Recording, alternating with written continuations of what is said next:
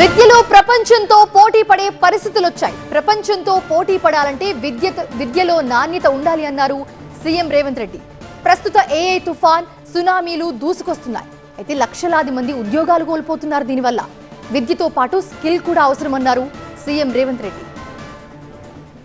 ఈ రోజు విద్యలో ప్రపంచంతోనే పోటీ పడే పరిస్థితులు వచ్చినాయి. ప్రపంచంతో పోటీ పడాలనుకున్నప్పుడు విద్య అందించడం కాదు, విద్యలో నాణ్యత ఉండాలి, క్వాలిటీ ఎడ్యుకేషన్. అదేవిధంగా ఏఐ తుఫాన్ వస్తున్నది, ఏఐ సునామీలాగా వచ్చి వేలాది లక్షలాది మంది వైట్ కాలర్ జాబ్లు పోతున్నాయి అని చెప్పి రోజు పేపర్లలో టీవీలలో చూస్తున్నాం.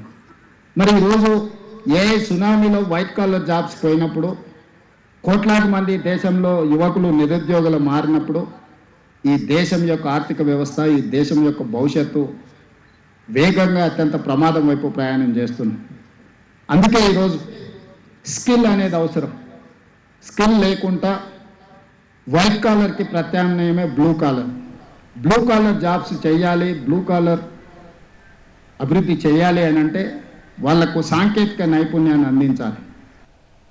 తెలంగాణ విద్యా వ్యవస్థలో సమూల మార్పులు తెస్తున్నామన్నారు సీఎం రేవంత్ రెడ్డి. ఈ ఏడాది నుంచి ప్రభుత్వ స్కూల్స్ లో నర్సరీ, ఎల్కేజీ, యూకేజీ ప్రవేశపెడుతున్నట్లుగా వెల్లడించారు. ప్రైవేట్ స్కూల్స్ లో నర్సరీ, ఎల్కేజీ, యూకేజీ ఉండటంతో అక్కడే చదివి ఆపై 1వ తరగతిలో జాయిన్ అవుతున్నారని గుర్తు చేశారు.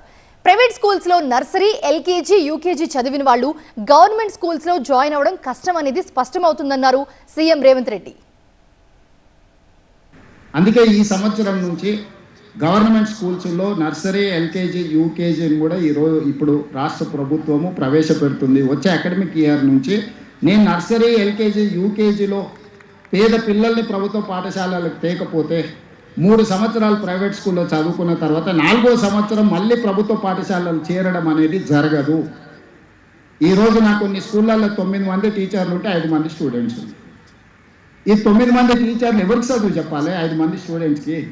వాళ్ళు వంతుల వారుగా పెట్టుకుంటే వాళ్ళకి 15 రోజులకు ఒకసారి వస్తుంది డ్యూటీ. అన్ని సంతకాలు ఒకడే పెడుతుండు, ఏదో నడిచిపోతుంది. అది వాళ్ళ తప్పు కాదు, సొసైటీ యొక్క తప్పు.